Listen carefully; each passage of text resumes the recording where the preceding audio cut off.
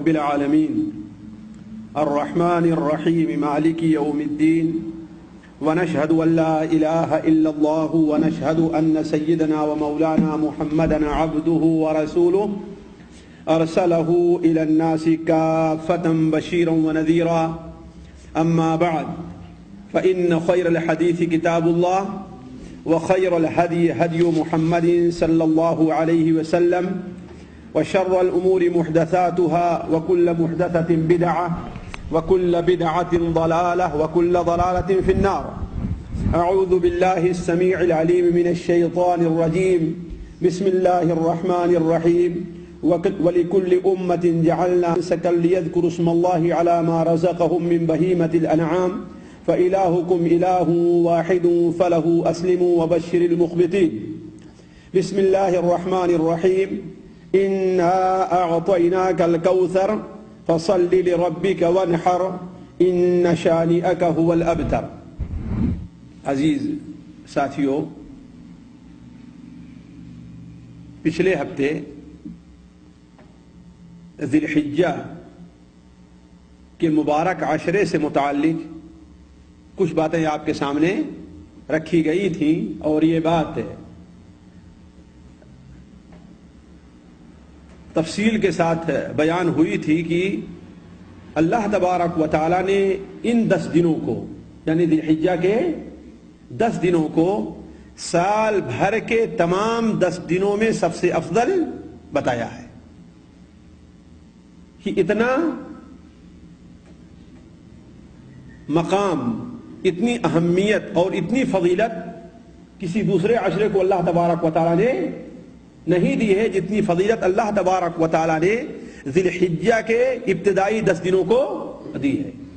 اور اس کی وجہ علماء نے یہ لکھی ہے، جیسا کہ ہم نے بتایا تھا، کہ اس 10 دنوں کے اندر بہت سے وہ کام کیے جاتے ہیں، اکٹھا اور اجتماع کام جمع ہو جاتے ہیں جو کسی دوسرے عشرے کے اندر نہیں ہو پاتے.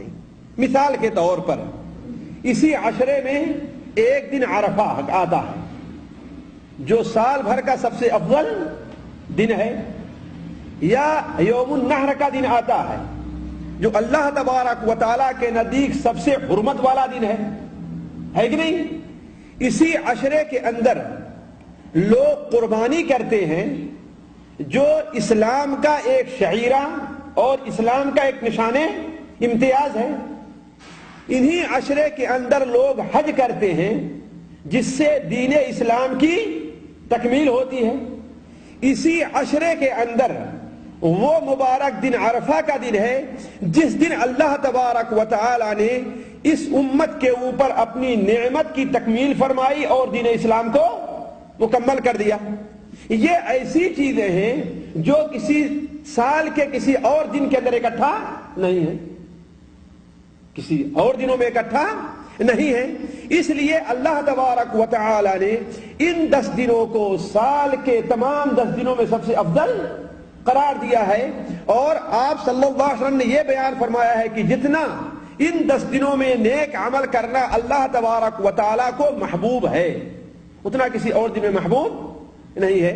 اور آخر میں چل کر کے ہم نے ایک حدیث آپ لوگوں کے سامنے رکھی تھی حضرت ابو ذر رضی اللہ تعالیٰ عنہ کی، جس کا خلاصہ یہ ہے کہ انہوں نے اللہ کے رسول صلی اللہ علیہ وسلم سے سوال کیا کہ اے اللہ کے رسول صلی اللہ علیہ وسلم، یہ بتائیے کہ ہم کس طریقے سے جہنم سے دور ہو سکتے ہیں اور جنت کے قریب ہو سکتے ہیں؟ تو آپ صلی اللہ علیہ وسلم نے فرمایا کہ اللہ تبارک تعالیٰ پر ایمان لے آنا. انہوں نے دوسرا سوال کیا کہ اے اللہ کے رسول صلی اللہ علیہ وسلم، کیا ایمان کے ساتھ عمل بھی ہے؟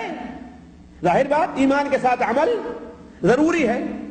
تو آپ نے فرمایا کہ ہاں، جو کچھ تمہیں اللہ تعالیٰ نے دیا ہے اس میں صدقہ اور خیرات کرو. یہ حدیث ہم نے اس لیے رکھی تھی کہ مبارک دنوں میں ان کاموں میں سے کوئی کام بھی انسان کر سکتا ہے، کوئی کام بھی کر سکتا ہے. تو آپ نے کیا بیان فرمایا کہ جو کچھ اللہ نے تمہیں دیا ہے اس میں کیا کرنا ہے؟ صدقہ کرنا ہے.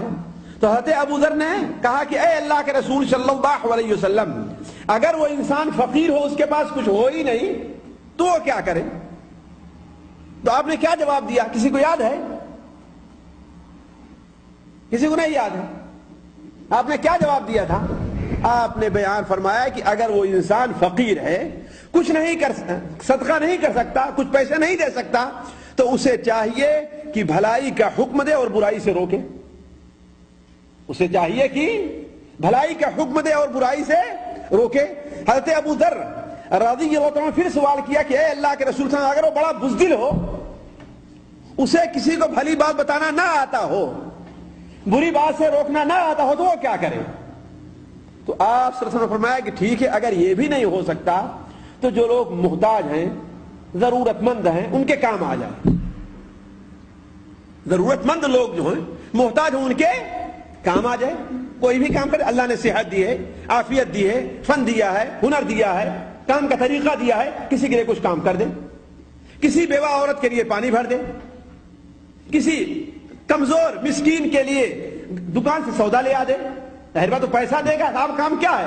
صرف دکان بازار جا رہے ہیں، اس کے لیے سودا لے کر کے چلے آئیں. یا کوئی اور کام ہے، کوئی بوڑھی عورت جا رہی ہے، دیکھا کیا اس کے ساتھ سامان زیادہ ہے، بوڑھا آدمی جا رہا ہے، اس کے ساتھ سامان زیادہ ہے، آپ نے کیا کیا کہ اس کا سامان اٹھا کے اس کے گھر پہنچا دیا. یعنی کوئی ایسا کام کر دے. تو انہوں نے دوبارہ سوال کیا، اس کے بعد سوال کیا کہ اللہ کے رسول صلی اللہ علیہ وسلم، اگر اس سے یہ بھی نہ ہو سکے تو وہ کیا کرے؟ اس سے یہ بھی نہ ہو سکے، اتنا کمزور ہو تو وہ کیا کرے؟ آپ نے فرمایا کیا؟ تو ایسا کرے، کسی مظلوم کی مدد کر دے. کسی مظلوم کی، جس کے اوپر ظلم ہو رہا ہو، اس کی انسان مدد کر دے. کہا اگر اس سے یہ بھی نہ ہو سکے، کہا تو چاہتا، آپ نے فرمایا کہ تو چاہتا ہے کہ جس کے بارے میں تو پوچھ رہا ہے اس کے اندر کوئی خیر نہیں ہے، اس میں کوئی بھلائی نہیں ہے، وہ نہ تو صدقہ خیرات کر سکتا ہے، نہ بھلائی کسی اچھے کام کا حکم دے سکتا ہے، نہ کسی برائی کام سے روک سکتا ہے، نہ کسی محتاج کی ضرورت مند کے کوئی کام آ سکتا ہے کہ نہیں ہے، نہ کسی مظلوم کی مدد کر سکتا ہے. کیا کچھ بھی نہیں ہو سکتا اس سے؟ تو کم سے کم اسے یہ چاہیے کہ اپنے شر اور اپنی برائی سے لوگوں کو محفوظ رکھے. اپنے شر اور برائی سے لوگوں کو محفوظ رکھے. یعنی کہنے کا مطلب ہے انسان کو کچھ کرنا ہے، بغیر کچھ کیے ہوئے جنت میں نہیں جا سکتا، بغیر کچھ کیے ہوئے جہنم سے نہیں بچ سکتا. ضروری ہے کہ وہ کوئی کام کرے جو کام بھی اس سے ہو سکتا ہے، جس کام کے بھی وہ لائق ہے، جس کام کی بھی وہ حیثیت رکھتا ہے، چاہے چھوٹا ہے چاہے بڑا ہے. اس کی مثال ایک گاڑی سے لے لے. گاڑی میں بعض بہت بڑے پرزے ہیں اور بعض بڑے چھوٹے پرزے ہیں. بعض پرزوں کی قیمت ہزاروں تک پہنچتی ہے اور بعض پرزے کیا ہیں، مشکل سے 50 حلالے کے ہوں گے، ہے کہ نہیں ہے؟ لیکن ہر پرزے کی اپنی جگہ پر کیا ہے، اہمیت ہے. اگر پرزہ کام کرنا چھوڑ دے تو گاڑی کا کام صحیح طور پر، یہ پوائنٹ ہے کتنے کا ہے جی؟ 10 روپے کا ہے، 10 ریال کا ہے کہ نہیں ہے؟ اور گاڑی پوری کتنے کی ہے جی؟ 25,000 30,000 50,000 ہی کیوں نہ ہو، اگر پوائنٹ نہیں تو گاڑی کام کرے گی. یعنی وہ معمولی سے دکھائی بھی نہیں دیتا ہے، اس سے گاڑی کی خوبصورتی بھی نہیں ہے. خوبصورتی گاڑی کی کوئی خوبصورتی نہیں ہے، کوئی دیکھتا نہیں ہے، لیکن آخر اس پرزے کی اہمیت ہے کہ نہیں ہے؟ اگر وہ پرزہ اپنا کام کرنا چھوڑ دے تو گاڑی. اسی طریقے سے آپ جتنے لوگ ہیں اس معاشرے اور ماحول میں، سب کی اہمیت ہے. ہر آدمی اپنی جگہ ایک پرزہ ہے، ہر آدمی اپنی جگہ ایک پرزہ ہے جو بہت کچھ کر سکتا ہے اگر کرنا چاہے تو. اور یہی کام اسے اللہ تبارک و تعالیٰ کے نزدیک کامیاب اور جنت میں لے جانے اور جہنم سے نجات کا سبب بنے گا. تو اسی لیے وہ حدیث ہم نے آپ کے سامنے رکھی تھی. اسی لیے آخر میں حضرت ابو ذر رضی اللہ عنہ نے فرمایا کہ اے اللہ کے رسول صلی اللہ علیہ وسلم، یہ جتنے کام آپ بتلائے ہیں ان میں سے کوئی کام بھی انسان کرے گا تو کیا جنت میں چلا جائے گا؟ آپ نے فرمایا ان میں سے کوئی بھی نیکی کرتا ہے تو یہ نیکی اس کا ہاتھ پکڑ کر کے اسے جنت میں لے جائے گی. تو کہنے کا مطلب یہ مبارک دن ہے، ہم میں سے ہر شخص کچھ نہ کچھ کر سکتا ہے، کچھ نہ کچھ کرے، کچھ نہ کچھ کر کے دکھلائے، اور جو کوتاہیاں پچھلے دنوں میں ہو رہی ہیں ان کا خسارہ، اس خسارے کو پورا کرے. تو ان 10 دنوں میں جو بڑے اہم کام آپ کے سامنے بتائے گئے تھے ان میں سے ایک کام قربانی کرنا بھی ہے. یہ کام کیا ہے؟ قربانی کس کو کہتے ہیں جی؟ اگر پوچھا جائے آپ سے کیا بتائیں قربانی کس کو کہتے ہیں؟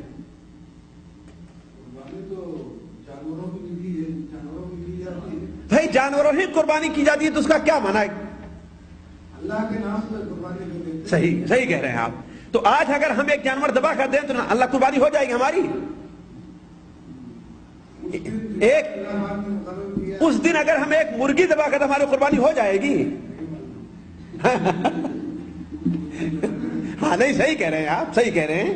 ہاں اس دن جو قربانی کے دن ہیں 10 تاریخ 11 12 اور 13 ان 4 دنوں میں اللہ تعالی کی رضا کے لیے مخصوص قسم کا ایک جانور, ہر جانور نہیں, مخصوص قسم کا, مخصوص عمر کا, مخصوص صفت کا, مخصوص قسم کا, مخصوص عمر کا اور مخصوص صفت کا جانور اللہ تعالی کے لیے ذبح کرنا, یہ قربانی کرنا.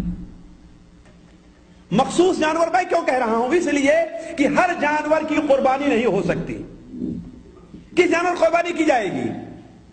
جو پالتو ہو اور 4 پیر والا ہو. پالتو جانور ہو, ہرن کی قربانی نہیں ہو سکتی ہے. کیوں؟ اسے ہرن پالتو جانور نہیں ہے, اگر جو اسے لا کر کے لوگ پال لیں, ہے کہ نہیں؟ جنگلی گدھا ہے, اس کا کھانا جائز ہے نا, لیکن اگر اسے کوئی آدمی لا کر پالے قربان کرے تو نہیں. فطری طور پر جو جانور پالتو ہیں اور 4 پیر والے ہیں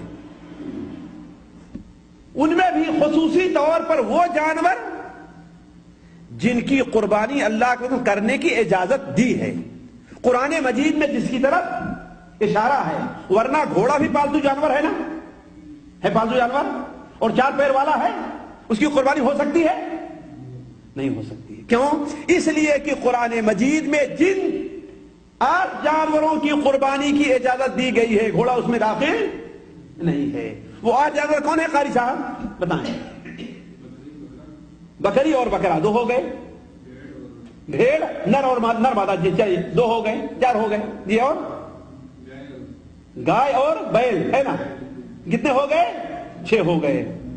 اونٹ نر اور مادہ کتنے ہو گئے؟ 8 ہو گئے. یہ 4 جانور ہیں نر اور مادہ جن کی قربانی کی جائے گی, ہے کہ نہیں ہے؟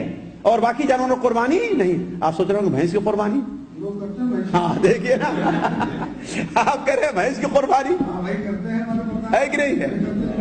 بھائی کیا کریں, آپ کے ہاں چونکہ گائے نہیں کرنے دیتے, گائے نہیں قربانی کرنے دیتے, اس لیے اس کی جگہ بھینس کی قربانی کرتے ہیں, یہ الگ مسئلہ ہے کہ نہیں ہے؟ تو کہنے کا مطلب کہ مخصوص جانور ہونا چاہیے اور مخصوص عمر کا ہونا چاہیے, ہے کہ نہیں؟ مخصوص عمر کا ہونا چاہیے. اگر 6 مہینے کا بکری کا بچہ ہے تو اس کی قربانی ہوگی؟ نہیں ہوگی. 9 مہینے کا ہے اس کی قربانی ہوگی؟ 11 مہینے کا ہے اس کی قربانی ہوگی؟ 11 مہینے 29 دن کا ہے اس کی قربانی ہوگی؟ نہیں ہوگی. کم سے کم کتنا ہونا چاہیے؟ تو مخصوص جانور مخصوص عمر کو پہنچ جائے. خاص قسم کے جانور ہیں, ایک خاص قسم کی عمر کو پہنچ جائیں اور خاص قسم کے عیب سے پاک ہوں. ایک بکرا ہے, سال بھر سے زیادہ اس کی عمر ہے, لیکن اس کی ایک ٹانگ ہے ہی نہیں, بڑا اچھا تندرست ہے نا, تو اس کی قربانی نہیں ہوگی. تو مخصوص قسم کا جو جانور ہے مخصوص عمر میں پہنچے اور مخصوص صفات کا ہو. 4 قسم کے عیب جو جانور میں پائے جائیں گے ان کی قربانی نہیں ہوگی. پہلا عیب کیا ہے؟ وہ جانور جو لنگڑا ہو اور اس کا لنگڑا پر ظاہر ہے, چلتے ہوئے معلوم ہو رہا ہے کہ لنگڑے لنگڑے چل رہا ہے, لیکن بہت غور کرنے کے بعد کہیں معلوم ہوتا اس کا لنگڑا پن تو کیا ہے, اس کی قربانی کی جا سکتی ہے. دوسری شرط کیا ہے قاری صاحب؟ دوسرا عیب ایسا کانا ہو کہ اس کا کانا پن ظاہر ہو, ہے کہ نہیں ہے؟ دیکھنے سے آدمی بتا دے کہ ہاں اس کی ایک آنکھ کیا ہے, خراب ہے. تیسرا کیا ہے؟ ایسا بیمار ہو کہ اس کا بیمار ہونا ظاہر ہے, دور سے پتا چلتا ہے کہ اس کو کوئی بیماری, مثال خارش کھجلی کی بیماری ہو, پورے جسم کے بال اس کے گر گئے ہیں, ہے کہ نہیں ہے, لال ہے, تو اس کا مطلب کیا ہے کہ اس کی قربانی نہیں ہوگی. اور آخری چیز، ہاں اتنا کمزور ہو کہ اس کی ہڈیوں میں گودا نہیں رہ گیا. یہ 4 قسم کے عیب اگر کسی چوپائے جانور میں پائے جائیں گے تو اس کی قربانی جائز نہیں ہے. ایسا لنگڑا جس کا لنگڑا پن ظاہر ہو، ایسا کانا جس کا کانا پن ظاہر ہو، ایسا بیمار جس کی بیماری ظاہر ہو، اور ایسا کمزور جس کی ہڈی میں گودا نہ، صرف چمڑے کے اوپر، صرف ہڈی کے اوپر چمڑا باقی ہے، باقی سارا کچھ سوکھ گیا ہے کہ نہیں ہے. تو ایسے جانور کی قربانی، اگرچہ گائے، بھیڑ، بھینس، بکرا کوئی بھی ہے، اونٹ ہے، لیکن اس کی قربانی جائز نہیں. جائز ہے؟ نہیں جائز ہے. اچھا یہ بتائیے، حدیث میں ہے کہ کانا ہو لیکن اگر اندھا ہے تو اس کی قربانی کی جائے گی؟ جی بھائی جب کانے کی قربانی جائز نہیں ہے، ایک آنکھ والے کی، تو جس کی دونوں آنکھ میں اس کی قربانی کیسے کی جائے گی؟ جب لنگڑے کی قربانی جائز نہیں ہے تو جس کا سرے سے پیر ہی ایک کٹا ہوا ہو تو اس کی قربانی کیسے جائز ہوگی؟ ہے کہ نہیں؟ تو کہنے کا مطلب یہ ہے کہ مخصوص دن جو ہیں، یعنی 10 ذی الحجہ، 11، 12، 13 ذی الحجہ میں مخصوص قسم کا جانور، جو یہ 4 قسم کے جانور ہیں، نر اور مادہ، مخصوص صفات کے حامل ہو، ہے نا، اور مخصوص طریقے سے ذبح کرنے کا نام قربانی کرنا ہے نا. یہ نہیں کہ آپ اس کی گردن مارے ایسے پھاڑ دیا اس کا اور اس کا خون بہ گیا تو اس کی قربانی ہو جائے گی؟ نہیں ہو جائے گی. چھری گلے پر چلنی چاہیے، ہے نہیں؟ اور گلے کے اندر سے بہتر یہ ہے کہ 4 رگیں جو پائی جاتی ہیں وہ کٹ جائیں. ایک سانس والی رگ جس کو حلقوم کہا جاتا ہے، دوسرے کھانا اور پانی والی نلی جس سے کھانا اور پانی اندر جاتا ہے کہ نہیں؟ یہ 2 چیزیں ہو گئی. اور 2 چیزیں بغل میں جو 2 موٹی رگیں ہوتی ہیں جس کو ودت کہتے ہیں، ان 4 کو کٹ جانا کیا ہے، یا کم سے کم جو ہے 2 کو تو ضرور کٹنا چاہیے. بعض علماء 1 کے کٹنے کو بھی کہتے ہیں، لیکن یہ بھی شرط ہے خون تیزی کے ساتھ بہے. یہ نہیں کہ آہستہ آہستہ خون بہ رہا ہے، تھوڑا کاٹ دیا خون بہ رہا ہے، ایسا نہیں، خون تیزی کے ساتھ بہنا چاہیے.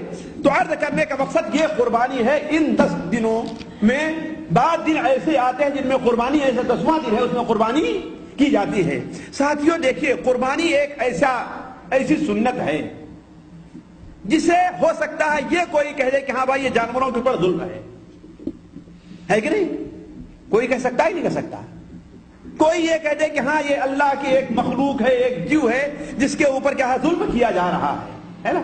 لیکن اولاً اس کی عقلی دلیل دینے کے بجائے یہ بات کہی جا سکتی تمام مذاہب کے اندر، شروع سے لے کر کے جتنے مذاہب ہیں، ہر مذہب کے اندر قربانی ایک عبادت مانی گئی ہے. یعنی اللہ تبارک و تعالیٰ کو، مالک حقیقی کو، اپنے پروردگار کو، اپنے پیدا کرنے والے کے راضی کرنے کے لیے، خوش کرنے، اس کے نام پر قربانی جانور ذبح.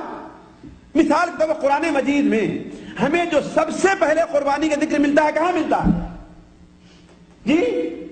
حضرت آدم علیہ السلام کے بیٹوں میں ملتا ہے نا، حضرت آدم علیہ السلام کے بیٹوں میں. اور ظاہر بات ہے کہ سب سے پہلے اس دنیا میں کون آ کر آباد ہوا ہے؟ انسانوں میں جی، حضرت. تو جب آدم علیہ السلام کی بیٹے قربانی کریں، اس کا مطلب کیا ہے؟ یہ قربانی کوئی نئی بات نہیں ہے. تمام مذاہب کے اندر، ہر دھرم کے اندر قربانی یہ پائی جاتی تھی. حتیٰ کہ دیکھیں یہودیوں کے یہاں بھی قربانی ہے، حتیٰ کہ ہمارے ہندوؤں کے وید کے اندر بھی گائے کی قربانی کا ذکر ہے. دوسری چیز کا نہیں، گائے کی قربانی کا ذکر. اگرچہ الگ بات ہے کہ پنڈت لوگ اسے لوگوں کے سامنے ظاہر نہیں کرتے ہیں. گائے کی قربانی کا ذکر ہے. کہنے کا مطلب قربانی ایسی چیز ہے جو تمام مذاہب کے اندر پائی جاتی ہے. لیکن وہ قربانی، بات دوسری طرف نکل جا رہی ہے، وہ قربانی جو ہم کرتے ہیں، یہ قربانی کب سے شروع ہوئی ہے؟ اس کی تاریخ کہاں سے ملتی ہے؟ حضرت ابراہیم علیہ السلام سے ملتی ہے. کہ حضرت ابراہیم علیہ السلام، حضرت ابراہیم علیہ السلام جسے یہودی بھی مانتے ہیں، نصارہ بھی مانتے ہیں، مسلمان بھی مانتے ہیں، اور ہندوؤں کی کتابوں میں جنہیں برہما کہا گیا وہ ابراہیم علیہ السلام. جنہیں برہما کہا گیا ہے نا، وہ کون ہے تھے؟ ابراہیم علیہ السلام. برہما دیکھ لیے نام بالکل تقریباً وہی ہے. ہاں ارے بھائی اب اس کو چاہے جو کہیے، ہمارے یہاں کو قربانی کہے گے آپ، قربانی کاف سے اس کو کہتے ہیں، ہے کہ نہیں؟ یہ تو زبان کے فرق کی وجہ سے الفاظ میں کیا ہے بڑھتا رہتا ہے. تو حضرت ابراہیم علیہ السلام سے یہ قربانی چلی ہوئی ہے. وہ کیسے؟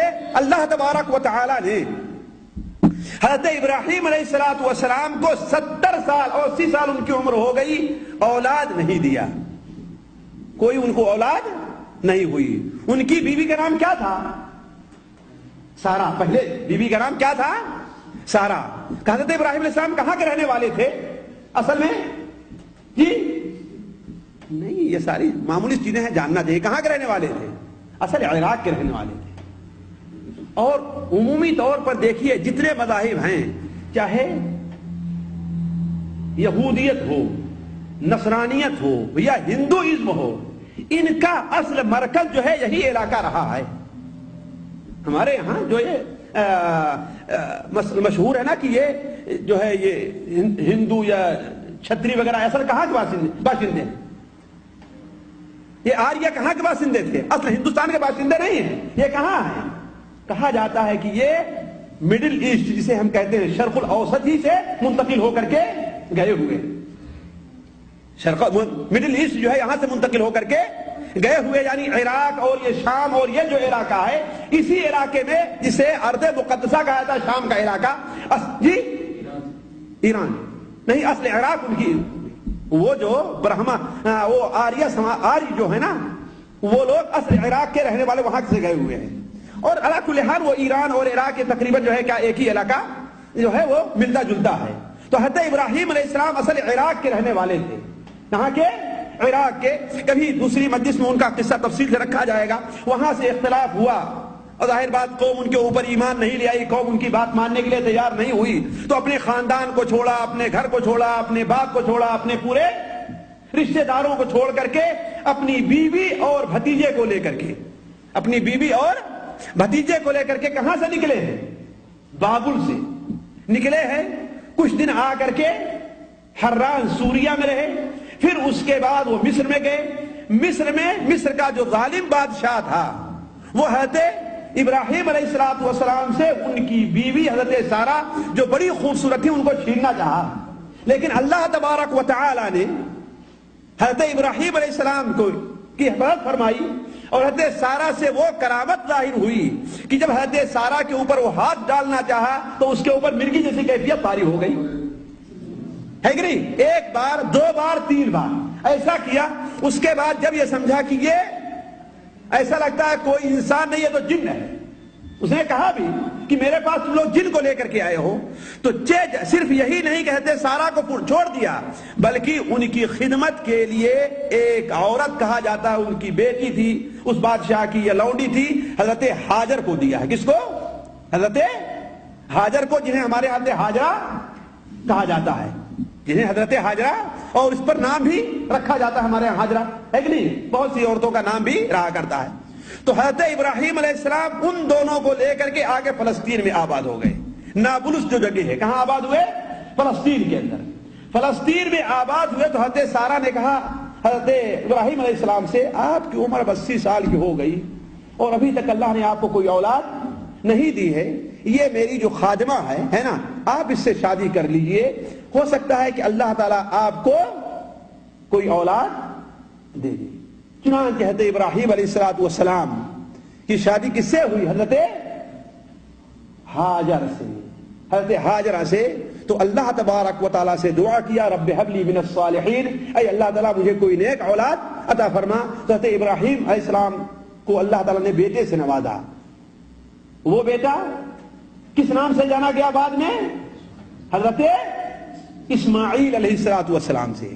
حضرت ہاجر، حضرت سارہ نے جو پہلی بیوی تھی، پہلے تو شادی کے لیے دے دیا، لیکن جب دیکھا کہ اب حضرت ہاجر کو اللہ نے ایک بیٹا دے دیا ہے، اب انسانی تقاضے سے ان کے اندر تھوڑا سا رشک پیدا ہونا شروع ہوا. اور جب یہ دیکھتی تھی کہ حضرت ابراہیم کی نظر اب ان کی طرف کیا ہے، گھر کی مالکہ یہ ہے، پہلی بیوی یہ ہے، سب کچھ کرتی دھرتی یہ ہیں، لیکن ابراہیم علیہ السلام اپنے بیٹے کو زیادہ چاہنے لگے تو وہیں پر کیا ہے؟ رشک پیدا ہوا۔ اسی لیے میں کہتا ہوں کہ اگر آپ لوگ شاہنامہ اسلام پڑھ لیں، شاہنامہ اسلام میں بھول گیا لانے کے لیے، ورنہ ایک آج صفحہ اس میں سے پڑھ کر کے آپ کو سناتا۔ حافظ جالندھری نے ان تمام چیزوں کو کس میں بیان کیا؟ شعر میں بیان کیا، شعر میں بیان کیا ہے۔ جناب ہاجرہ تھی زوجہ ثانی پیغمبر کی، جناب ہاجرہ تھی دوسری بیوی پیغمبر کی، ملا فرزند اسماعیل انہیں خوبی مقدر کی، ہوا سارا کو رش اس بات سے دل میں ملال آیا، نکل جائے یہاں سے ہاجرہ بس یہ خیال آیا، ہے کہ نہیں ہے؟ تو دونوں بیویوں کے اندر آپس میں جیسے صفت ہوتی ہے نا، دونوں بیویوں آپس میں اختلاف ہونے لگا، تو حضرت ابراہیم علیہ السلام کو اللہ تعالیٰ نے حکم دیا کہ ایسا کرو، ایک گھر کے اندر دو شیرنی اب نہیں رہ سکتی ہے کہ نہیں ہے؟ ایک پجڑے میں دو اگر مرغوں کو آپ رکھیں گے دونوں رہیں گے نہیں، آپس میں لڑتے ہی رہیں گے، لہذا ایسا کرو کہ ان دونوں کو آپ جدا جدا کر دو۔ تو حضرت ابراہیم علیہ السلام کو حکم ہوتا ہے۔ یہ دیکھیے بڑے لوگوں پر اللہ تعالیٰ کی آزمائش ہوتی ہے۔ 80 سال عمر ہو گئی ہے، اللہ نے کوئی اولاد نہیں دی ہے، اپنے خاندان سے دور ہیں، اپنے رشتہ داروں سے دور ہیں، اپنے شہر سے دور ہیں، ہے کہ نہیں ہے؟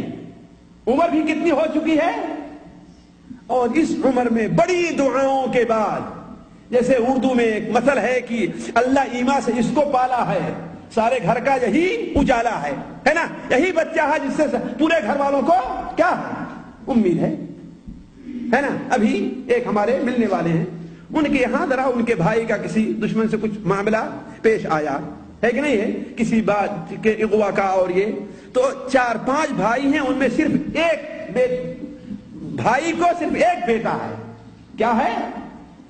ایک بھائی کو 4-5 بھائیوں میں ایک بھائی کو صرف ایک بیٹا ہے، باقی ساری بیٹیاں ہیں یا کوئی اولاد ہی نہیں ہے۔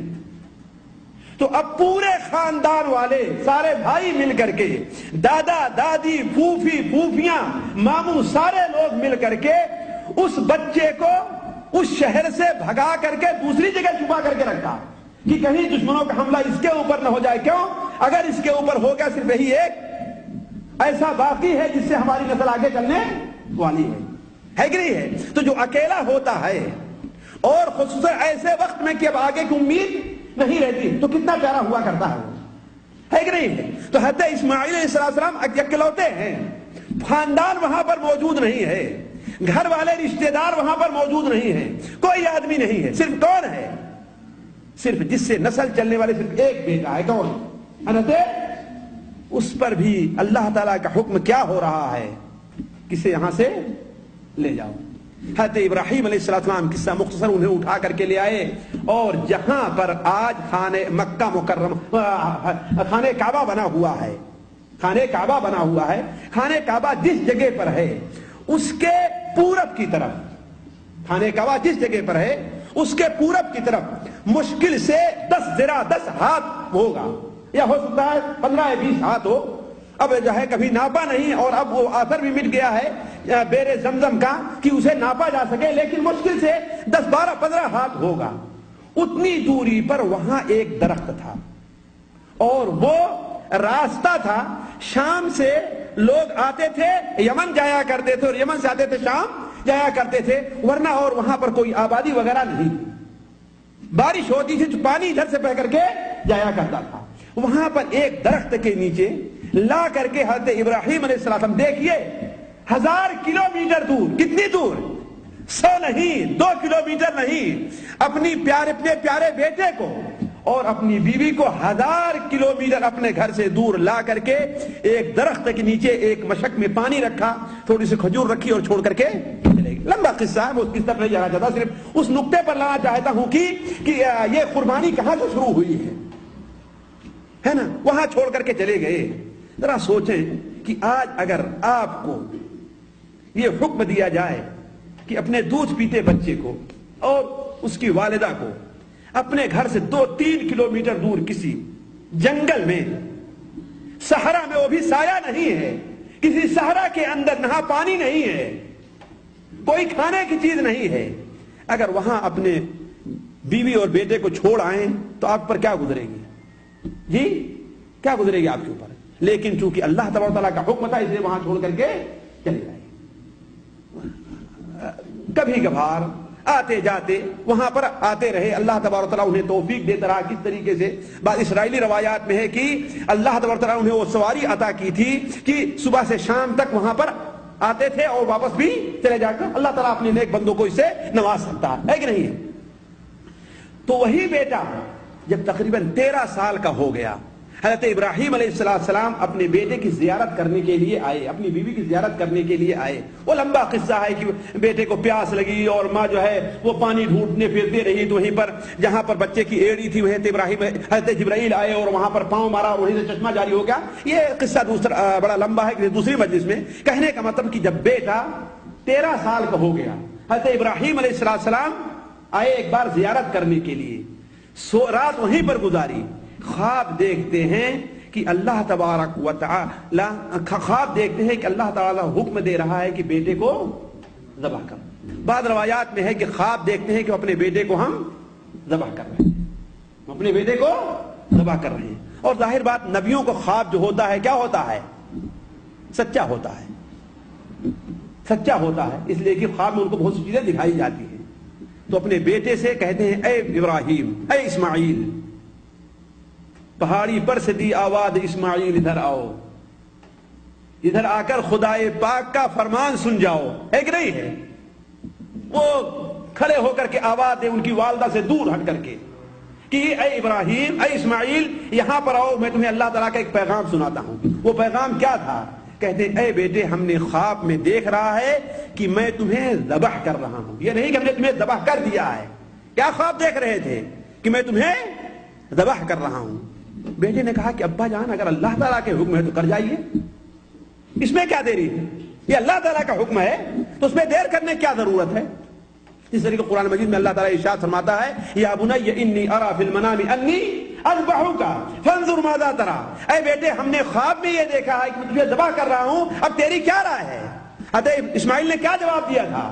یا ابت افعل ما تؤمر ستجدنی ان شاء اللہ من الصابرین. اے ابا جان، آپ جو چاہ رہے ہیں کر جائیے، مجھے آپ صبر کرنے والا پائیں گے. چنانچہ حضرت ابراہیم علیہ السلام قصہ مختصر یہ ہے کہ لے کر کے دور نکلے. بعض روایات میں ہے حضرت عبداللہ بن عباس کا قول ہے کہ مینا میں لے کر کے گئے. کہاں گئے؟ مینا لے کر کے گئے. اور جہاں آج آپ لوگ کنکڑیاں مارتے ہیں نا، کنکڑیاں مارتے ہیں 1 2 3، وہاں پر شیطان آڑے آیا اور کہا کہ ابراہیم یہ کیا کرنے جا رہے ہو؟ کوئی اپنے بیٹے کو ذبح کرتا ہے اور وہ بھی تمہاری عمر اب 93 سال کی ہو گئی ہے. اس لیے کہ حضرت اسماعیل کی پیدائش کب ہوئی تھی؟ حضرت ابراہیم کی عمر کتنی تھی؟ 80 سال کی تھی. اور اب 13 سال کے ہوئے تو کتنے ہو گئی؟ 93. اس لیے کہ قرآن مجید میں ہے کہ بیٹا باپ کے ساتھ دوڑنے لگا، کام کرنے لگا، مدد کرنے لگا، محنت کرنے لگا. ظاہر بات اس عمر کے پہنچ گئے کہ باپ کی مدد کر سکیں. وعلیکم السلام.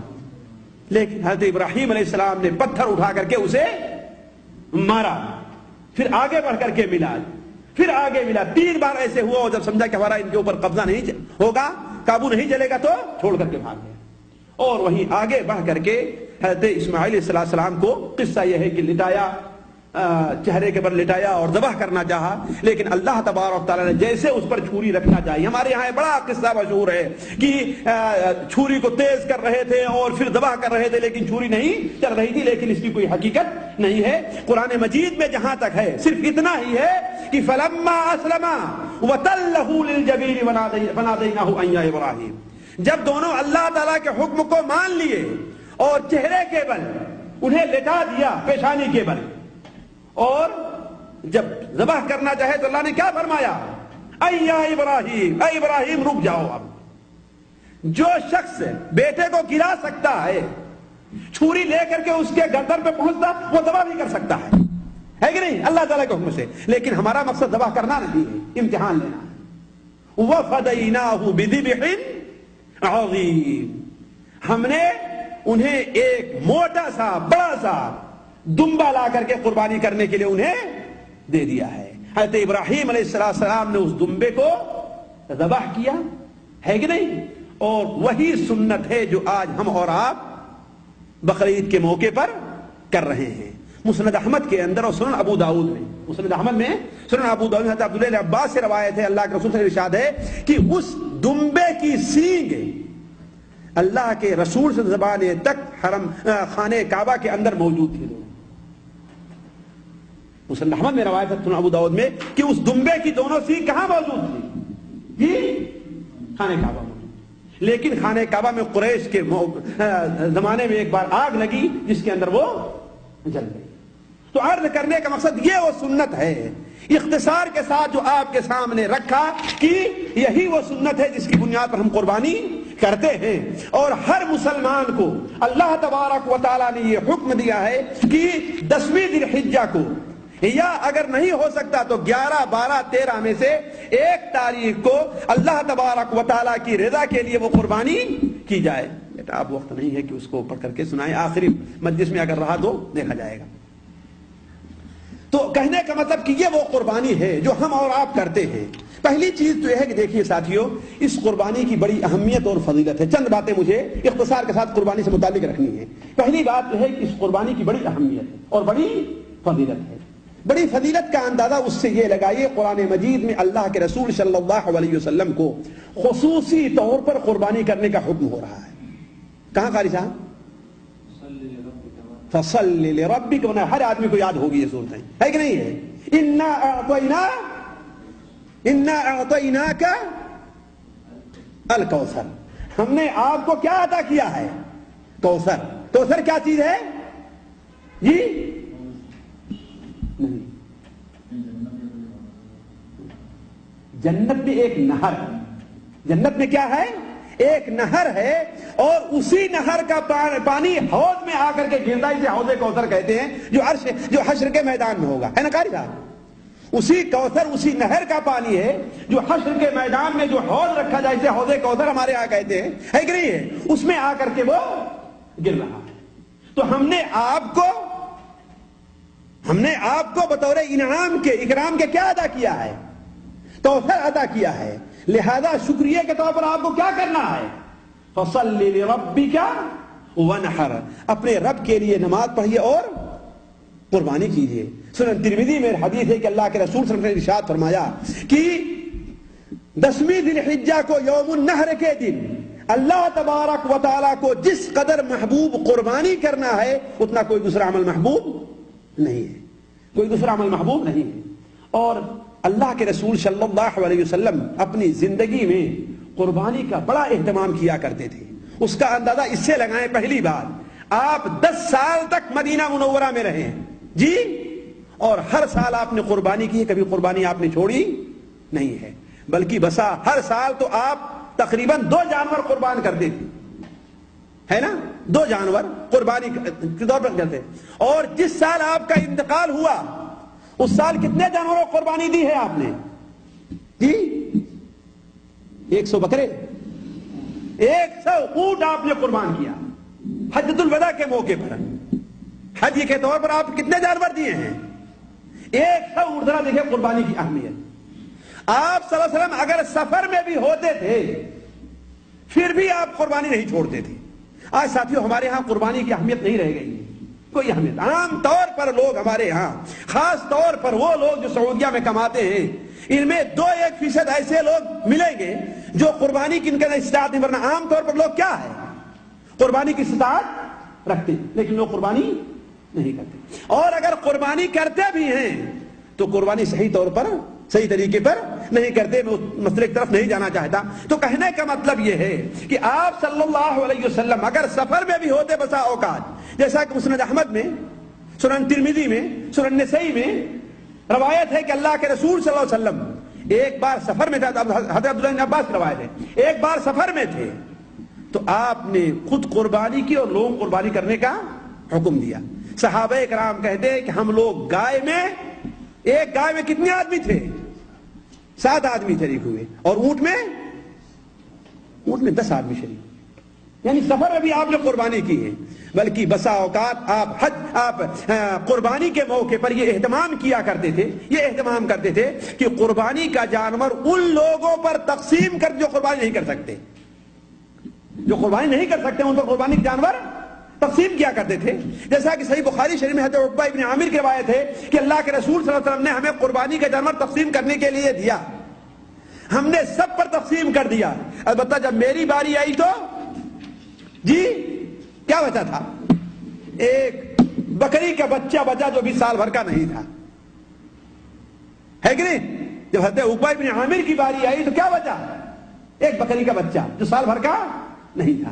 آپ نے فرمایا جاؤ اس کی قربانی تم کر دو, تمہارے لیے یہ چیز جائز ہے کہ نہیں ہے؟ تو اس سے اندازہ لگائیں کہ اللہ کے رسول صلی اللہ علیہ وسلم قربانی کی کتنی اہمیت دیا کرتے تھے. اسی لیے ساتھیوں عمومی طور پر علماء کہتے ہیں کہ قربانی سنت مؤکدہ ہے, اور بعض علماء یہ کہتے ہیں قربانی سنت مؤکدہ نہیں لیکن بلکہ واجب ہے. جیسا کہ امام ابو حنیفہ رحمہ اللہ, امام ابن تیمیہ رحمہ اللہ, ان لوگوں کا کہنا ہے کہ قربانی واجب ہے. اور خود اللہ کے رسول صلی اللہ علیہ وسلم نے ارشاد فرمایا کہ من وجد ساعة ولم يضحي, جس کے پاس استطاعت ہو قربانی کرنے کی اور وہ قربانی نہ کرے تو ہماری عیدگاہ کے قریب بھی نہ آئے. یہ مسند احمد سنن ابن ماجہ کے اندر یہ حدیث موجود ہے. تو عرض کرنے کا ساتھیوں قربانی بڑی اہم عبادت ہے. یہ بات میں اس لیے کر رہا ہوں کہ ہمارے ہاں بہت سے لوگ یہ آواز بلند کرتے ہیں کہ قربانی کرنے کے بجائے اگر ہم وہ پیسہ کسی غریب کو دے دیں تو, عام مسلمانوں کے فائدے کے جو کام ہوں ان میں اگر خرچ کر دیا جائے تو, جیسے آج بنگلہ دیش کے اندر سیلاب آیا ہے, پر سال پاکستان میں زلزلے کا معاملہ تھا, تو عام طور پر لوگوں نے آواز ایسے موقع پر اٹھانا شروع کرتے ہیں کہ قربانی کرنے سے بہتر کیا ہے کہ یہ جانور, یہ پیسہ ہم, تو اللہ کے بندے جو حق اللہ تعالیٰ کا ہے اسی کو دوسروں کو دینا. تو وہ اللہ تعالیٰ نے وسعت دی ہے, قربانی بھی کرو اور کیا کرو, ہاں اس جو قومی فنڈ ہے اس کے اندر ہی پیسہ دو. یہ نہیں کہ قربانی کو روک کر کے تو پیدا. یہ کس قسم کی بیوقوفی ہے کہ جو وقت اللہ نے آپ کو نماز پڑھنے کے لیے دیا ہے کہو کہ بہت لوگ مجبور ہیں, محتاج مجبور ہیں, لہذا ہم ان وقت میں نماز پڑھنے بجائے ہم کوئی محنت کام کرتے ہیں اور وہ پیسہ ہم غریبوں کو دیں گے, تو جائز ہوگا خرچہ؟ تو کہنے کا مطلب قربانی ایک عبادت ہے, اسے کسی وجہ سے اگر استطاعت ہے تو اس لیے کہ ہاں بھائی میاں صاحب تو ہمارے یہاں پر ہیں ہی نہیں, ہے کہ نہیں؟ عورتیں کیا کہتی ہیں, ہم لوگ یہاں پر قربانی کیوں نہیں کرتے کہ ہمارے یہاں بچے نہیں, ہم کریں قربانی کیا کریں گے. اور وہاں وہ کیا کہتی ہیں کہ میاں صاحب تو ہے نہیں یہاں پر, کون خریدنے جائے, کون قصاب کو بلا کر کے لے آئے, کون گوشت تقسیم کرے, رہنے تو جب آئیں گے تو آئندہ سال قربانی کریں گے. یعنی اللہ تعالیٰ کا حق ادھر یہ کہے کہ ہمارے بچے نہیں ہیں, اور بچے کیا کہتے ہیں کہ ہمارے میاں نہیں ہے, اس طرح میں قربانی کیا ہے, غائب ہو گئی. اور عقیقے کے موقع پر عام طور پر لوگ ایسا کرتے ہیں ہی نہیں کرتے. بچے کی پیدائش کے موقع پر عام طور پر, حالانکہ عقیقہ کرنا ہے, سنت ہے کہ نہیں سنت ہے, سنت مؤکدہ ہے, لڑکے کی طرف سے 2 اور لڑکی کی طرف سے 1. لیکن اگر یہاں پر ہیں تو کہیں گے یہاں کیا کریں گے, چلو گھر چلیں گے تو وہیں پر خوشی ہوگی اور سارے خاندان والوں کو جمع کریں گے وہاں پر عقیقہ کر لیں گے. نہیں, عقیقہ 7ویں دن ہے, 7ویں دن کرنا چاہیے. تو کہنے کا مطلب یہ ہے کہ ساتھیوں قربانی ایک بڑی اہم سنت ہے, اللہ تعالیٰ کے نزدیک بڑا پیارا عمل ہے, اللہ تعالیٰ کو بڑا محبوب ہے. اس لیے جس انسان کی استطاعت ہو چاہے جہاں پر ہے وہ ہے کہ نہیں ہے, وہ قربانی کرے. بلکہ بڑے تعجب کی بات ہے واللہ, ایک حدیث ہم نے پڑھی تھی بہت دن پہلے, مسند احمد کی حدیث ہے, وہ اس پر مجھے کلام ابھی یاد نہیں ہے اور ہو سکتا ہے کہ وہ حدیث ضعیف ہو یا کیا ہے, لیکن 7 آدمی تھے اللہ کے رسول نے, انہیں وہ ایک ساتھ رہا کر ایک ساتھ کھایا کرتے تھے. 7 آدمی ایک ساتھ رہتے تھے اور کھایا کرتے تھے. ان کے پاس اکیلے قربانی کی استطاعت نہیں تھی, تو اللہ کے رسول صلی اللہ علیہ وسلم نے کہا کہ ہر آدمی 1 درہم جمع کرے, جی 1 درہم جمع کرے, اور ساتھ جو ہے ایک جانور خرید کر کے لے آئے, ایک بکری خرید کر کے لے آئے. آپ نے کہا ایک آدمی ذبح کرے, ایک آدمی اس کا ایک پیر پکڑے, ایک آدمی سیخ پکڑے, ایک آدمی ایسا کرے, اور 7 آدمی گویا اس کی ذبح کے اندر شریک ہو جائیں. گویا آپ نے جو 7 ایک ساتھ کھاتے پیتے تھے ان کو ایک گھر آپ نے قرار دیا. تو کہنے کا مطلب قربانی کی یہ اہمیت شریعت کے اندر دی گئی ہے, جسے آج مختلف بہانوں سے ہم اور آپ چھوڑ دیا کرتے ہیں. بڑا تعجب کی بات ہے, اگر قربانی کے لیے کہا جائے تو کہتے ہیں میرے اوپر قرض ہے, ابھی تو میں اپنے قرض ہی سے لیکن اگر گھر کے بغل میں کسی زمین کا بارے میں زمین بک رہی ہے تو پھر یہ قرض اس کے اندر مانے نہیں آئے گا. مقدمہ لڑنے کا معاملہ آ جائے تو یہ قرض اس میں مانے. لیکن جب اللہ تعالیٰ کا معاملہ آتا ہے قربانی کرنے کا, زکوٰۃ دینے کا, صدقہ کرنے کا, خیرات کرنے کا, تو کیا چیز حائل آتی ہے لوگوں کے سامنے؟ ہمارے اوپر قرض ہے. اس وقت حکومتوں کے اوپر قرض ہے کہ نہیں ہے؟ شاید ہی دنیا میں کوئی آدمی اس کے اوپر قرض نہ ہو الا ماشاء اللہ. بلکہ حکومتیں, بڑی بڑی حکومتیں جن کا میزانیہ اور جن کا بجٹ اربوں کے اندر ہے, صرف کروڑوں میں نہیں بلکہ اربوں اور خربوں میں ہے, ان کے اوپر بھی قرض ہے, ان کے اوپر بھی قرض ہے. تو صرف قرض کا ہونا ہے کہ نہیں ہے؟ قرض کا ہونا اس میں معنی نہیں کہ انسان قربانی نہ کرے. سوال یہ ہے کہ ان دنوں میں آپ کی استطاعت یہ ہے کہ نہیں ہے کہ آپ ایک بکرا قربان کر اللہ تعالیٰ کے لیے ذبح کر سکیں؟ اگر آپ پاس استطاعت ہے تو گویا یہ آپ کے لیے سنت مؤکدہ یا واجب ہے جسے کرنا چاہیے. یہ کہنا کہ ہاں بھائی ہمارے بچے یہاں نہیں ہیں, یا بچوں کو یہ کہنا کہ یہاں پر میاں یہ نہیں ہے, یہ کسی شرعی حکم سے چھٹکارا حاصل کرنے کا ایک بہانہ ہے. دوسری بات, قربانی کرنے کے ساتھ ساتھ ہمیں چند باتوں پر ضرور توجہ دینی چاہیے. پہلی بات کیا ہے؟ پہلی بات یہ ہے کہ قربانی کا اہم مقصد اللہ تبارک و تعالیٰ کی توحید کو اجاگر کرنا ہے. اللہ تعالیٰ کی توحید کو اجاگر کرنا ہے. توحید کس کو کہتے ہیں جی قاری صاحب؟ توحید کس کو کہتے ہیں؟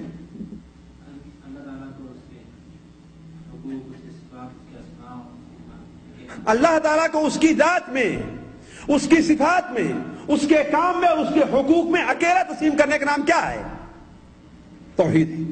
اور قربانی کرنا یہ اللہ تعالیٰ کا, قربانی دینا کیا ہے؟ اللہ تعالیٰ کا حق ہے. کیوں؟ اس لیے کہ قربانی مالی عبادت ہے نا, اور عبادت کس کا حق ہے؟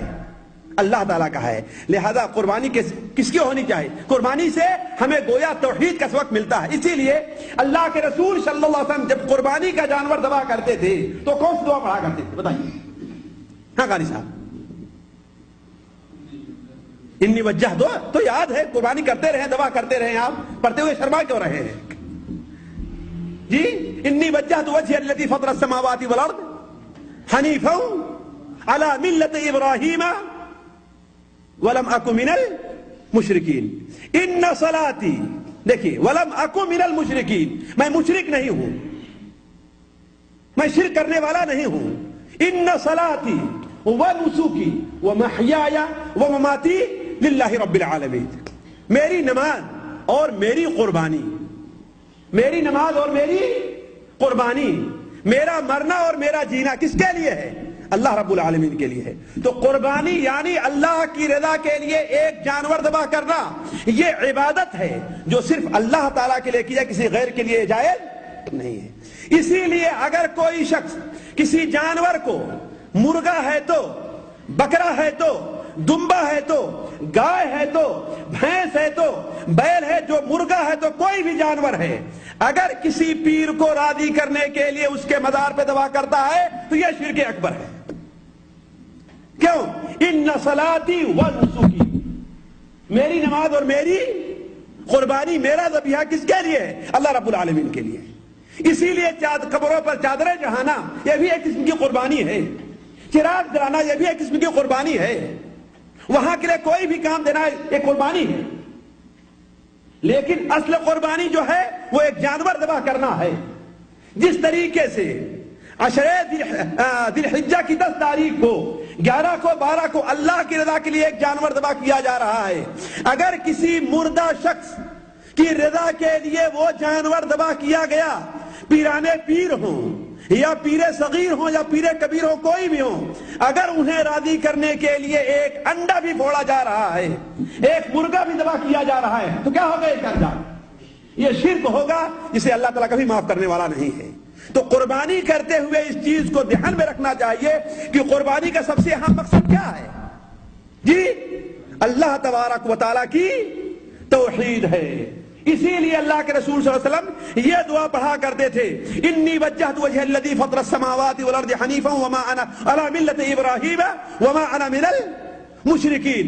ان صلاتی ونسکی ومحیای ومماتی للہ رب العالمین لا شریک لہ وبذلک امرت وانا من المسلمین.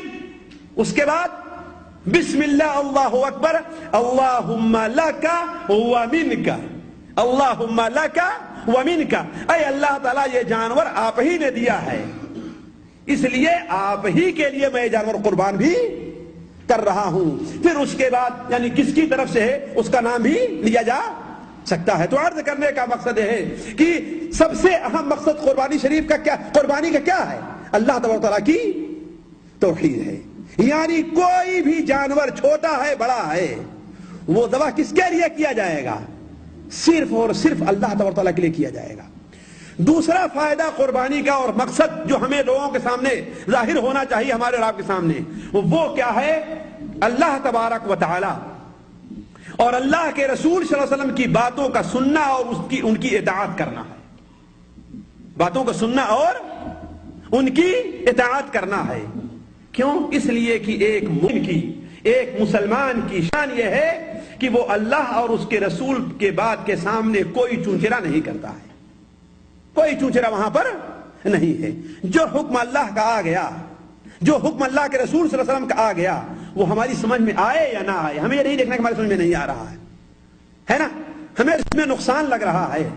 ارے بھائی سود یہ مولوی لوگ منع کرتے لیکن بظاہر ہمارا اس میں فائدہ تو ہے کہ نہیں؟ یہ چیز نہیں سوچنی ہے۔ کیا ہے؟ اللہ اور اس کے رسول کا حکم آ گیا تو کیا ہے؟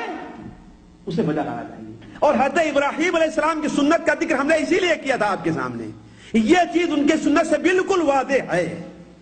اسی لیے اللہ تبارک و تعالیٰ نے ابراہیم علیہ السلام کی ایک صفت کیا قرار دی ہے؟ اسلام میں آنا، ہے نا، ہے کہ نہیں؟ حضرت ابراہیم علیہ السلام کی سنت ہے نا۔ سورہ بقرہ میں کیا فرمایا اللہ تعالیٰ نے؟ اذ قال له ربه اسلم قال اسلمت لرب العالمین، جب اس کے رب نے کہا کہ اللہ کے تابع فرمان ہو جاؤ تو انہوں نے کیا کہا؟ اللہ تعالیٰ کے تابع فرمان ہو گیا۔ اور دیکھیں حضرت ابراہیم حضرت اسماعیل السلام کا قصہ جو ابھی ہم نے اشارتاً آپ کے سامنے رکھا، تفصیل نہیں رکھا ہے، اس میں کیا ہے؟ خواب میں دکھایا جا رہا ہے کہ بیٹے کو ذبح کر رہے ہیں، بظاہر کوئی حکم نہیں دیا جا رہا ہے، حضرت جبرائیل نہیں آ رہے ہیں، اللہ تعالیٰ عام وحی نہیں کر رہا ہے، صرف خواب میں دکھلایا جا رہا ہے۔ لیکن یہ نہیں بہانہ کیا کہ ہم تو اب 90 سال 93 سال کے ہو گئے ہیں، یہ نہیں بہانہ تھا کہ ہماری ایک لوتی اولاد ہے، ہو سکتا ہے کہ شیطان خواب کی طرف، یہ خواب شیطان کی طرف سے ہو، کوئی بہانہ نہیں ہے۔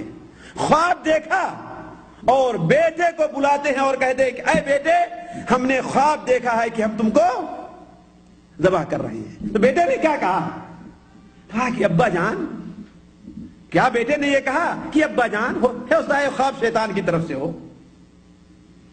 سکتا ہے اللہ تعالیٰ سے دعا کیجئے کہ ہو سکتا ہے اللہ تعالیٰ آپ کو معاف کر دے، اس لیے کہ میں آپ کے بڑھاپے کی امید ہوں، اب آپ کی لکڑی پکڑ کر چلنے والا کوئی نہیں ہے، آپ کو سہارا دینے والا کوئی نہیں ہے، میں آپ کے بڑھاپے کا سہارا ہوں، اللہ تعالیٰ سے دعا کیجئے کہ اللہ تعالیٰ یہ کہا اسماعیل علیہ السلام نے، حالانکہ صرف 13 سال کے تھے، کتنی عمر تھی؟ 13 سال کی تھی، مان لیا جائے 15 سال کے رہے ہوں، لیکن یہ سمجھ دیکھیے، یہ عقل دیکھیے، کیوں کہا جاتا ہے نا کہ ہونہار باپ کا ہونہار بیٹا، عقل مند باپ کا بیٹا بھی عقل مند ہوا کرتا ہے۔ تو حضرت ابراہیم علیہ السلام جب اس قدر تھے کہ اللہ تعالیٰ کے حکم کے مطابق باپ کو چھوڑ دیا، خاندان کو چھوڑ دیا، شہر کو چھوڑ دیا، رشتہ داروں کو چھوڑ دیا، سب کو چھوڑ کر کے حتیٰ کہ سب سے پیارے بیٹے اور سب سے پیاری بیوی کو بھی اپنے سے دور کر دیا ہے، تو حضرت ابراہیم علیہ السلام سے یہ ہو سکتا تھا کہ خواب کہہ کر کے اس کو ٹال دیں؟ تو یہ ایک مومن کی یہ شان ہونی چاہیے کہ شریعت کا جو حکم بھی اس کے سامنے آ جائے اس کے بارے میں چوچرا سے کام نہیں لے۔ بہت سے لوگ داڑھیے کیوں نہیں رکھتے ہیں؟ گورے چہرے پر کالے کالے بال اچھے نہیں لگتے ہیں، لیکن وہی موچھ ہے تو اچھا لگتا ہے کہ نہیں؟ اس لیے نہیں رکھتے نا، اس میں اچھا لگنا ہے نہ لگنے کوئی بات نہیں ہے، یہ شریعت کا حکم ہے، یہ شریعت کا حکم ہے۔ پینٹ ہو، تہبند ہو، ثوب ہو، پیجامہ ہو، اگر ٹخنے سے اوپر ہے تو نہیں اچھا لگتا ہے کہ نہیں ہے؟ کہتے ہیں لوگ، نہیں کہتے ہیں، لیکن یہاں اچھا نہیں لگنا ہے، کیا ہے؟ شریعت کا حکم ہے۔ مرد کا گلا خالی رہے، ہے کہ نہیں ہے؟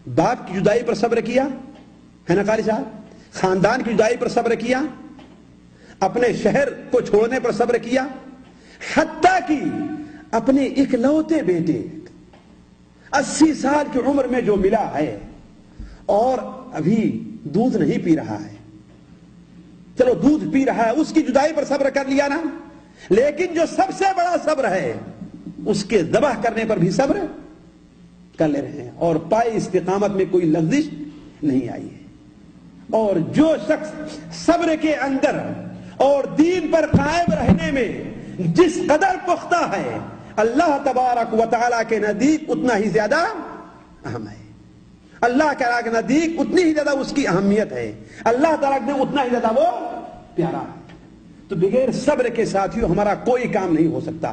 ایک مسلمان سے جو مطالبہ ہے, اختصار کے ساتھ بیان کر دوں ساتھیوں, کہ 3 صبر ہیں جن کا مطالبہ مسلمان سے ہے. اس کو اچھی طریقے سے جان لیں آپ لوگ. 3 صبر ہیں جس کا مطالبہ مسلمان سے ہے, اور جب تک مسلمان ان تینوں صبر کو پورا نہیں کرتا ہے وہ انسان مسلمان نہیں ہے. پہلا صبر کیا ہے قاری صاحب؟ اللہ تبارک و تعالیٰ کی اطاعت اور عبادت پر صبر کرنا. اللہ نے ہمیں نماز پڑھنے کا حکم دیا ہے نا, دیا ہے کہ نہیں دیا ہے؟ اللہ نے ہمیں روزہ رکھنے کا حکم دیا ہے کہ نہیں دیا ہے؟ ظاہر بات ہے مسجد میں جانا اور بیٹھنا صبر ہی تو ہے نا, نہیں صبر ہے کہ نہیں؟ دکان کا چھوڑ دینا, اذان ہو جائے تو بند کر دینا, خاص طور ہمارے ہندوستان, پاکستان, بنگلہ دیش میں جہاں پر نماز کے وقت دکانیں نہیں بند ہوتی ہیں, چھوڑ کر کے مسجد میں آ جانا, یہ صبر ہے کہ نہیں صبر ہے؟ تو اللہ تعالیٰ کی اطاعت اور فرما برداری پر صبر کرنا چاہیے. اللہ تعالیٰ کی اطاعت اور فرما برداری پر صبر کرنا چاہیے. آج کل سردی کا موسم ہے, اذان ہوئی, صبح کو اٹھنا اور وضو کرنا بڑا, بہت آدمی جو بزرگ بنتا ہے وہ وضو کر کے اپنے کمرے ہی میں نماز پڑھتا ہے, مسجد جانے کی کیا ضرورت ہے کہ نہیں؟ رضائی سے اور کمبل سے سر نکالنا ہے کہ نہیں, بڑا بھاری, حالانکہ نیند پوری ہو گئی رہا کرتی ہے. اس لیے ایک انسان اگر 11 بجے بھی سوئے ہے کہ نہیں ہے, 11 بجے بھی سوئے, 12, 1, 2, 3, 4, 5, 6 گھنٹے ہو گئے ہے کہ نہیں؟ آج کل جماعت کیا بجے کھڑی ہو رہی قاری صاحب؟ عام طور پر جو بہت جلدی کھڑی کرتا ہے وہ 5:30 کے بعد کھڑی کرتا ہے کہ نہیں ہے, ورنہ ہمارے قاری صاحب تو لیٹ میں کھڑی کرتے ہیں. جس کو کہیں نماز نہ ملے ان کو ان کے ساتھ نماز مل جائے کرتے ہمارے قاری صاحب کے ساتھ. اتنے نیک آدمی ہے دیکھیے ماشاءاللہ, ہے کہ نہیں قاری صاحب؟ جس کو کہیں جماعت نہ ملے وہ بھاگ کر کے آئے ان کی وجہ سے جماعت مل جائے گی انشاءاللہ, ہے کہ نہیں؟ لیکن عمومی طور پر 6:30 کے بعد کوئی بھی امام ہے 5:30 کے بعد ہی جماعت کھڑی کرتا ہے کہ نہیں؟ گویا اگر 11 بجے سوئے, 12 بجے پھر بھی وہ 5.5 گھنٹے 6 گھنٹے وہ انسان سو لے رہا ہے. لیکن سردی کی وجہ سے کمبل سے نکلنے کا, اور وہ بھی بدقسمتی سے اگر ہمارے یہاں وضو کرنے کے لیے گرم پانی کا انتظام نہ ہو تو, اور اگر کسی بھائی کو غسل کی ضرورت پڑ جائے تو اور بڑی مصیبت اور پریشانی ہے کہ نہیں؟ لیکن اللہ تعالیٰ کی اطاعت پر صبر کرنا ہے.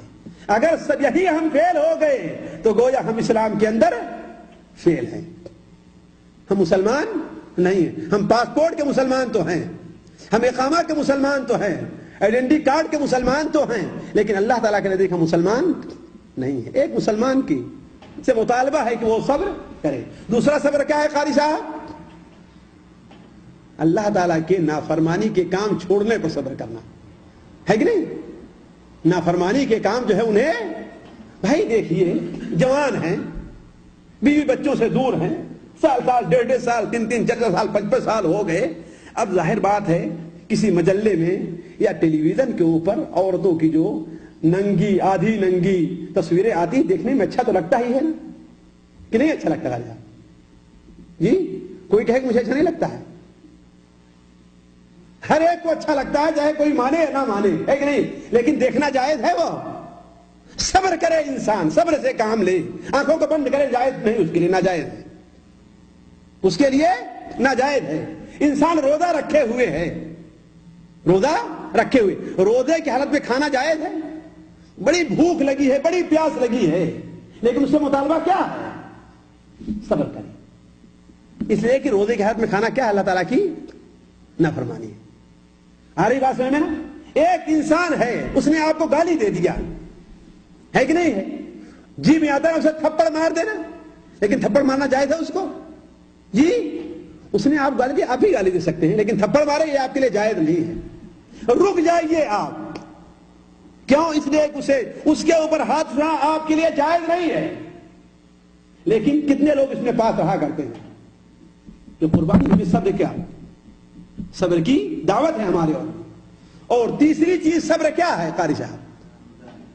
جی مسائل، پریشانی، بیماری، بھوک، قرض اس کے اوپر ہو گیا ہے کہ نہیں ہے؟ اس کے اوپر انسان صبر کرے۔ جو صبر بہت لوگ کر لیا کرتے ہیں، جو لوگ بہت لوگ کر لیا کرتے ہیں، لیکن پہلے جو تو صبر ہیں ان میں عام طور پر لوگ فیل رہا کرتے ہیں۔ تو کہنے کا مطلب قربانی ہمیں اور آپ کو صبر اور استقامت کا سبق دے رہی ہے کہ ہم اس سے یہ سبق لیں کہ حضرت ابراہیم علیہ السلام اتنے پر صبر کر سکتے ہیں، تو کیا ہم معمولی چیزوں پر صبر نہیں کر سکتے؟ اللہ تعالیٰ سے دعا کرنی چاہیے کہ اللہ تعالیٰ ہمیں اور آپ کو حضرت ابراہیم علیہ السلام کی سنت پر عمل کرنے کی توفیق عطا فرمائے۔ اللہ تعالیٰ ہمارا اور آپ کا یہاں پر اکٹھا ہونا قبول کرے، یہاں جمع ہونے کی برکت سے اللہ تعالیٰ ہمارے اور آپ کے گناہوں کو معاف کر دے۔ اللہ تعالیٰ ہم میں سے ہر شخص کو نیک عمل کی توفیق عطا فرمائے۔ یہ مبارک عشرہ جو ہمارے اور آپ کے اوپر سے گزر رہا ہے، اس مبارک عشرے میں ہم میں سے جس شخص سے جو بھی کام ہو سکے اس کام کے کرنے کے اللہ تعالیٰ ہمیں توفیق عطا فرمائے۔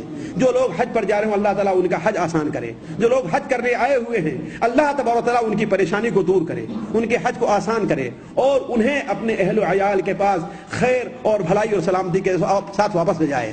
سبحانک اللہم و بحمدک، اشہد ان لا الہ الا انت، استغفرک و اتوب الیک۔ نہیں بہت دیر ہو گئی، 10:30 ساڑھے۔ جی ہاں،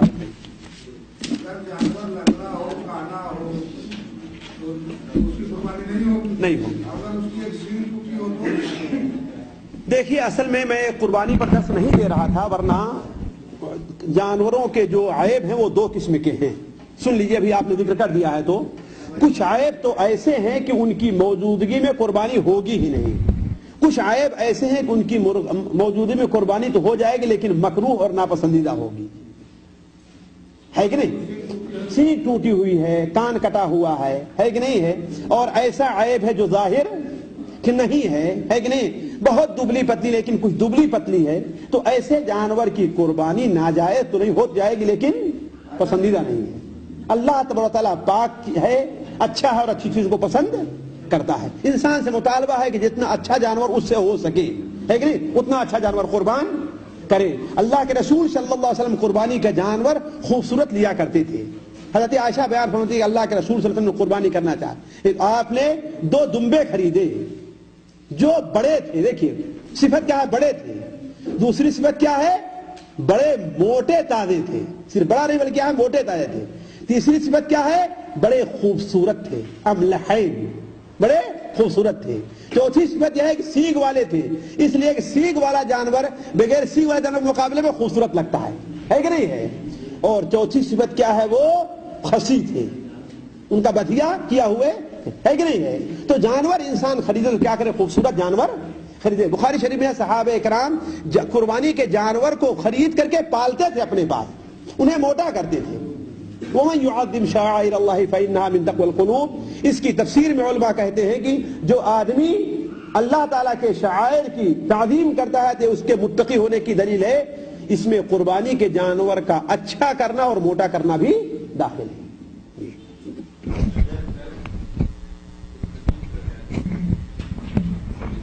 ہاں اسی میں آئے گی، قربانی کرنا اچھا نہیں ہے لیکن کر لے تو اس قربانی۔ یہ ایسے عیب ہیں، وہی بتایا 4 قسم کے عیب یا ان سے برے جو ہوں گے ان کی جائز نہیں ہوگی، اور ان سے ہلکے درجے کے جو ہیں وہ جائز۔ جی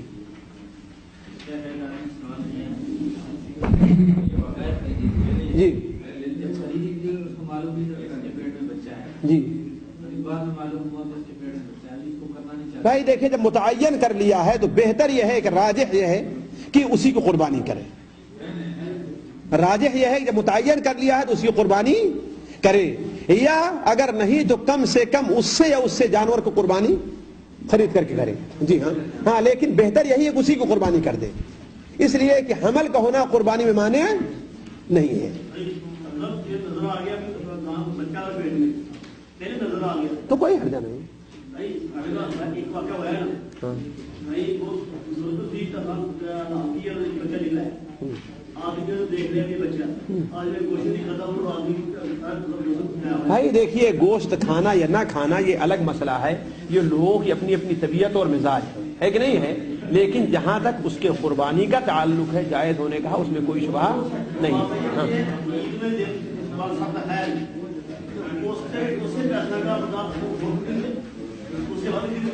بھائی اصل میں یہی تو ہے کہ ایک چیز سنیے، دیکھیے ایک چیز جب متعین ہو چکی ہے تو علماء کہتے ہیں اس کا بدلنا بہتر نہیں. اللہ کے لیے اس کو آپ نے متعین کر دیا ہے، جی ہاں، تو اس کو دعا کر دیجیے آپ.